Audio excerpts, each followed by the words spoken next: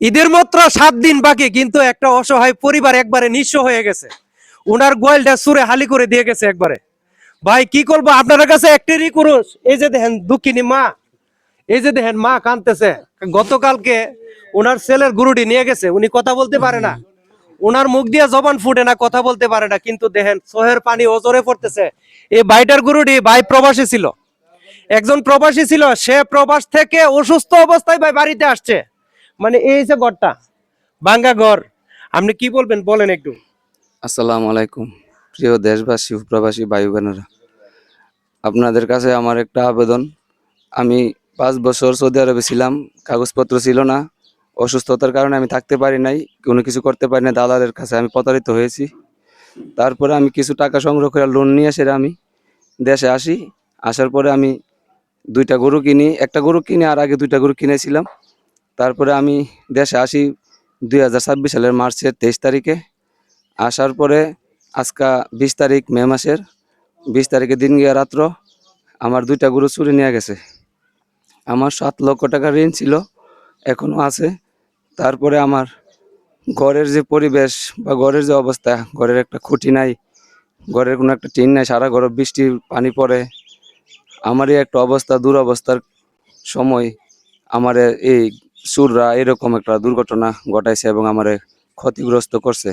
প্রিয় দেশবাসী ও প্রবাসী ভাইদের কাছে আমি বিনীত অনুরোধ, বা আপনারা আমারে একটু সহযোগিতা করেন। আর্থিক অবস্থা আমার খুবই খারাপ, আমার আর্থিক অবস্থার জন্য আপনাদের কাছে আমি সহযোগিতা চাই।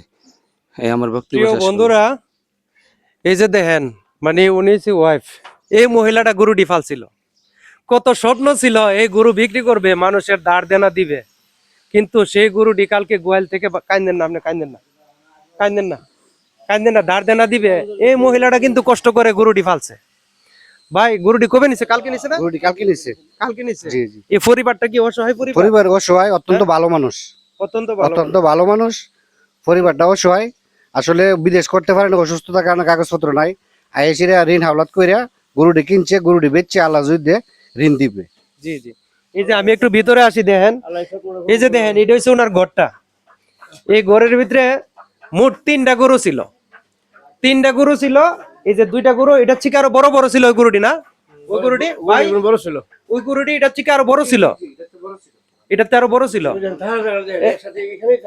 এই জায়গাটাতে ঘুমাইতো, দেখেন এই জায়গাটাতে ঘুমাইতো, অথচ ইহান থেকে গরুটি নিয়ে গেছে, গরুটি নিয়ে গেছে। আজকে এই পরিবারটা নিঃস্ব হয়ে গেছে, পরিবারটা নিঃস্ব হয়ে গেছে। আরে উনার মাথাতে একটু পানি দেন, উনার মাথাতে একটু পানি দেন, উনি মুরব্বী মানুষ, মরে গেছে কত। উনারে তুললে নেন, নেন, ইয়ান্তে নেন,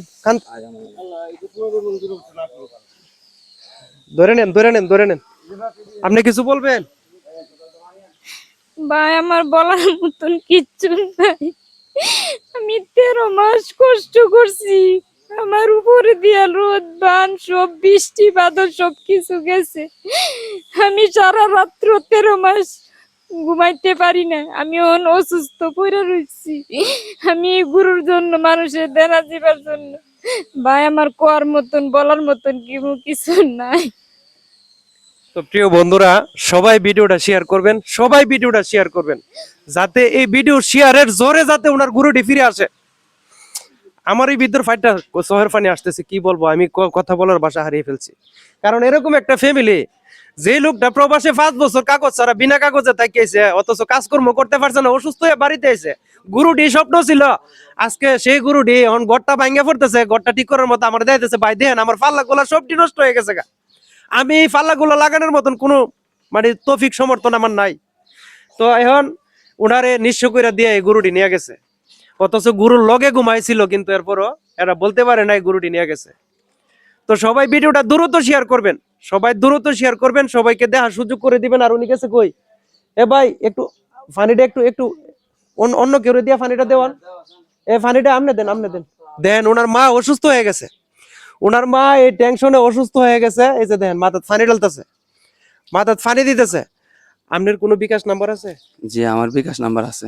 জি, বিকাশ নাম্বারটা একটু বলেন, দেখে বলতে হবে, দেখে বলেন। তো প্রিয় বন্ধুরা, সবার কাছে আমার একটাই অনুরোধ থাকবো, ভাইটাকে একটু সবাই সহযোগিতা করবেন। নাম্বারটা আপনি বলেন। আসসালামু আলাইকুম, আমার বিকাশ নাম্বার 432185। আবার বলেন। 01406 432185 আমার বিকাশ নাম্বার। যদি কেউ সহযোগিতা করতে চান, ওনার পাশে দাঁড়াইতে চান, এই নাম্বারে ওনার সাথে ফোনে যোগাযোগ করবেন, কইরা ওনার সাথে যোগাযোগ করে এরপরে পাঠাবেন। তো ধন্যবাদ সবাইকে, সবাই ভালো থাকুন এই কামনা করি। লাস্ট পর্যন্ত আমি একটা সিনারি দেখাই, এই যে দুঃখিনী মা আজকে ছেলের জন্য অসুস্থ হয়ে গেছে। তো সবাই ভিডিওটা শেয়ার করে দিবেন। আসসালামু আলাইকুম।